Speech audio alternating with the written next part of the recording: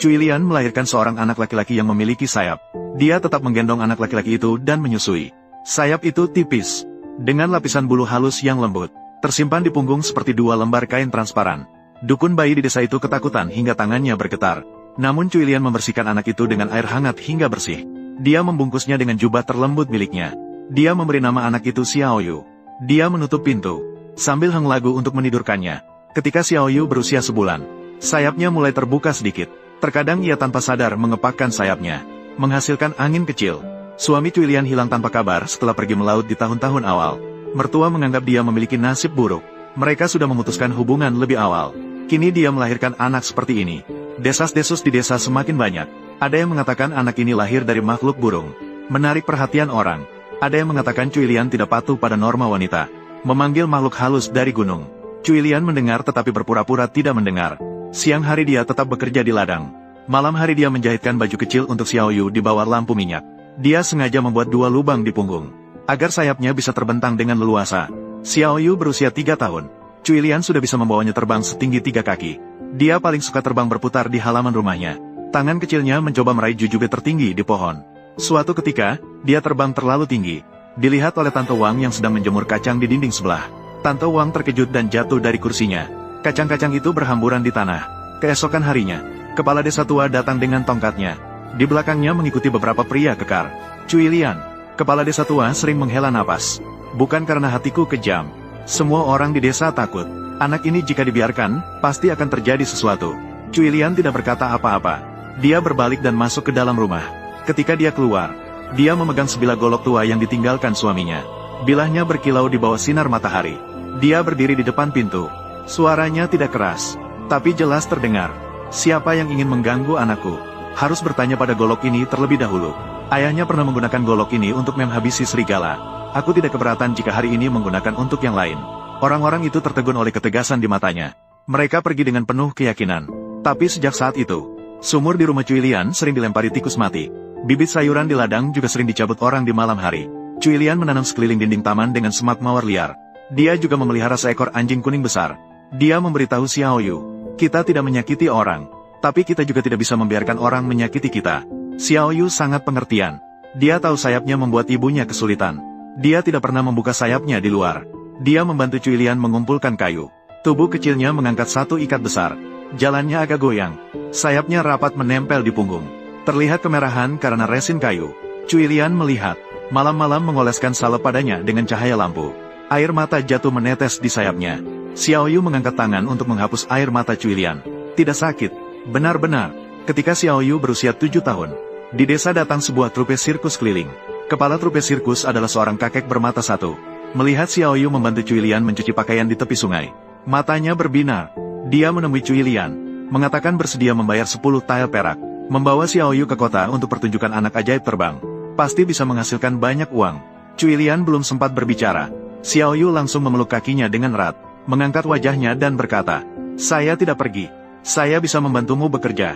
Saya bisa belajar membuat bingkai. Saya juga bisa pergi ke gunung untuk mengumpulkan obat. Kepala trupe sirkus bermata satu tertawa sinis. Menyimpan makhluk aneh seperti ini. Apa yang bisa kalian berdua harapkan untuk hidup yang baik? Lebih baik ikut dengan saya. Makan enak dan hidup nyaman. Sambil berkata, dia mendekati untuk menarik Xiaoyu. Anjing kuning besar tiba-tiba melompat ke depan, menggigit celana kepala trupe dan tidak melepaskannya. Beberapa tetangga yang pernah dibantu Cui Lian juga datang mendengar suara itu. Membawa sapu dan tongkat pengusir. Mengusir kepala trupe keluar dari desa. Malam itu, Xiaoyu duduk di ambang pintu. Melihat bintang-bintang di langit. Cui Lian duduk di sampingnya. Mendengarnya berkata pelan. Apakah sayapku benar-benar sangat menjengkelkan? Cui Lian mengelus rambutnya yang lembut. Siapa yang bilang menjengkelkan? Ini adalah hadiah dari Tuhan untukmu. Hanya saja mereka tidak mengerti. Tapi hadiah ini membuat ibu menderita. Cui Lian tersenyum. Dengan kehadiranmu, ibu tidak akan menderita. Keesokan harinya, Xiaoyu bermimpi. Dalam mimpinya, ada seorang kakek berjanggut putih yang berkata kepadanya, pergilah ke selatan sejauh 300 li. Ada gunung kabut. Di puncak gunung ada pohon pinus tua berusia 1000 tahun. Duduklah di bawah pohon pinus semalaman. Maka kamu akan tahu bagaimana menggunakan sayap ini. Xiaoyu terbangun, menceritakan mimpinya kepada Cui Lian. Cui Lian tertegun lama, mengeluarkan sebuah koin tembaga yang ditinggalkan suaminya dari dasar kotak. Sisi depannya bertuliskan keselamatan. Sisi belakangnya bertuliskan angin yang baik. Dia melihatnya berulang kali. Akhirnya mengikatnya dengan tali merah. menggantungnya di leher Xiaoyu. "Jika ingin pergi, pergilah," kata Cuilian. "Ayahmu juga suka bepergian di masa lalu. Hanya ingatlah, tidak peduli kemanapun pergi, ibu akan selalu menunggu di rumah." Xiaoyu mengangguk. Dia tidak membawa banyak barang, hanya membawa 2 potong makanan kering, membawa sebuah bambu berisi air. Sebelum pergi, dia mengisi penuh kendi air di halaman, dan menyiapkan kayu bakar yang cukup untuk setengah bulan. Anjing kuning besar mengikuti sampai ke ujung desa. Xiaoyu berjongkok dan memeluknya. "Tolong jaga ibu untukku. Jalan ke selatan tidak mudah dilalui." Xiaoyu berjalan di siang hari. Malam-malam ia mencari pohon besar untuk beristirahat. Sayapnya membuatnya berjalan lebih cepat daripada orang biasa. Saat bertemu dengan tebing, ia bisa terbang melewatinya. Saat menghadapi tanjakan curam, ia juga bisa memanfaatkan tenaga. Di jalan, ia membantu seorang kakek yang terkilir membawa kayu pulang. Kakek itu mengajaknya makan. Saat berpisah, kakek itu memberinya sebuah topi bundar tua. Anak itu bisa melindungi sedikit. Tidak semua orang di dunia ini baik hati. Berjalan selama 10 hari penuh, Xiaoyu akhirnya melihat puncak gunung yang diselimuti kabut. Gunungnya sangat tinggi, hampir tegak lurus. Dia mengembangkan sayapnya, mencoba. Angin mengangkatnya dari bawah. Dia dengan hati-hati mengendalikan. Sedikit demi sedikit ke atas. Bulu-bulunya basah oleh kabut. Sangat berat. Beberapa kali hampir jatuh. Tapi dia teringat Cuilian berdiri di depan pintu dengan pisau di tangannya. Dia mendapatkan kekuatan lagi. Akhirnya sampai di puncak gunung. Pohon pinus tua itu lebih besar dari dalam mimpinya. Dahan dan daunnya terbuka seperti payung raksasa. Di bawah pohon ada sebuah batu hijau, halus dan bersih. Xiaoyu duduk, menunggu sampai gelap. Ketika bulan muncul, pohon pinus tiba-tiba berbicara. Suaranya berdesir, seperti angin yang menerpa daun. "Anak, kau datang." Xiaoyu tidak takut, mengangguk sedikit. "Pada leluhurmu, pernah ada yang menyelamatkan seekor bangau awan yang terluka." Pohon pinus berkata, "Bangau awan adalah burung pembawa pesan, dapat menghubungkan langit dan bumi. Untuk membalas budi, dia meninggalkan selai bulu dalam darah keluargamu. Sampai di generasimu, bulu ini berubah menjadi sayap." Xiaoyu menyentuh sayapnya sendiri. "Lalu bagaimana aku harus menggunakannya?" "Gunakan untuk melihat dunia." Pohon pinus berkata, "Pergilah melihat orang-orang yang terjebak di gunung dan tidak bisa keluar. Pergilah melihat desa-desa yang terpisah oleh sungai dan jurang. Kemudian catat apa yang kamu lihat. Bawa kembali. Beritahu kerabatmu di mana bisa membuka jalan, di mana bisa membangun jembatan. Sayapmu bukan untuk pertunjukan sirkus, tapi untuk mengukur bumi." Xiaoyu tampak mengerti, tetapi tidak sepenuhnya. Pohon pinus tua berkata lagi, "Kamu terbang." Xiaoyu mengembangkan sayapnya. Di bawah sinar bulan, dia terbang setinggi itu untuk pertama kalinya. Melihat pegunungan seperti gelombang yang bergulung. Sungai terlihat seperti pita yang bersinar.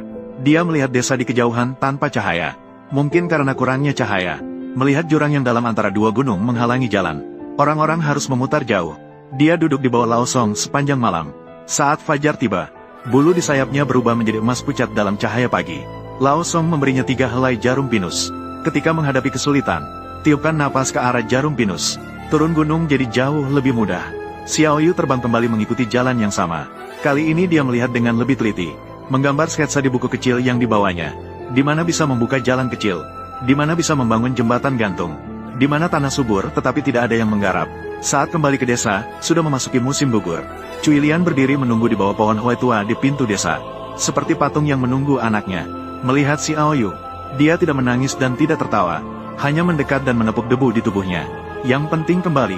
Xiaoyu mengeluarkan buku kecil. Memberikan gambar itu kepada Cuilian. Tuan Song mengusap jenggotnya sambil melihat lama. Tuan Song mengusap jenggotnya dan melihat selama setengah hari. Tiba-tiba dia memukul meja. "Hebat sekali. Jika ini benar-benar bisa dilakukan, generasi kita akan hidup kembali." Awalnya tidak ada yang percaya pada kata-kata seorang anak. Sampai Xiaoyu membawa beberapa pria. Sesuai dengan rute yang dia gambar. Benar-benar menemukan jalan kuno yang tertutup oleh rumput liar. Dapat menghemat setengah hari perjalanan. Penduduk desa baru mulai ragu-ragu. Tahun berikutnya saat musim semi tiba, Xiaoyu memimpin penduduk desa. Berdasarkan gambarnya, membangun jembatan tali pertama di antara 2 gunung. Pada hari jembatan selesai, penduduk desa di seberang datang. Membawa makanan dan rasa terima kasih. Orang-orang bersorak di sekitar jembatan. Xiaoyu berdiri di belakang kerumunan. Sayapnya bergerak perlahan di bawah pakaian. Dia tiba-tiba mengerti maksud pohon pinus tua.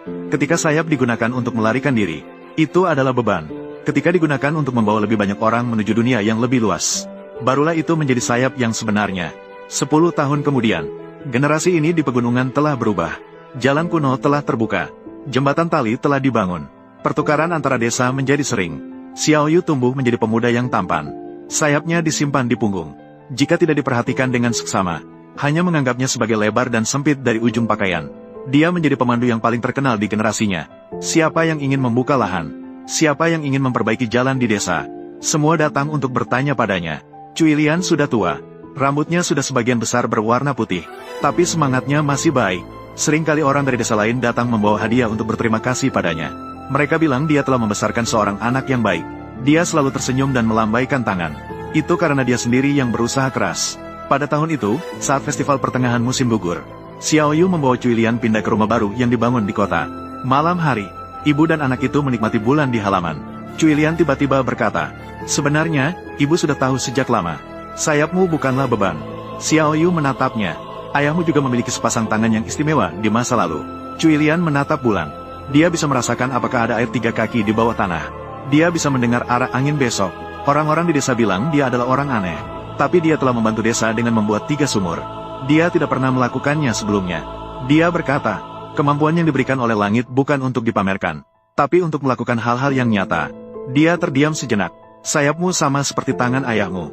Anak-anak dari akademi di kota sering datang, memohon kepada Xiao Yu untuk menceritakan kisah terbang di langit melihat bumi. Xiao Yu selalu berkata, yang penting bukan bisa terbang atau tidak, tapi adalah apakah ada sayap atau tidak. Semua harus ingat untuk melihat ke atas. Berjalan ke tempat yang jauh. Anak-anak yang pernah melempar batu ke rumahnya, kini semua telah menjadi pembantu terhandalnya. Para tetua desa berkata, sayap Xiao Yu itu adalah bulan kedua yang tumbuh di pegunungan. Tidak menyilaukan, namun bisa menerangi jalan. Bisa menerangi jalan.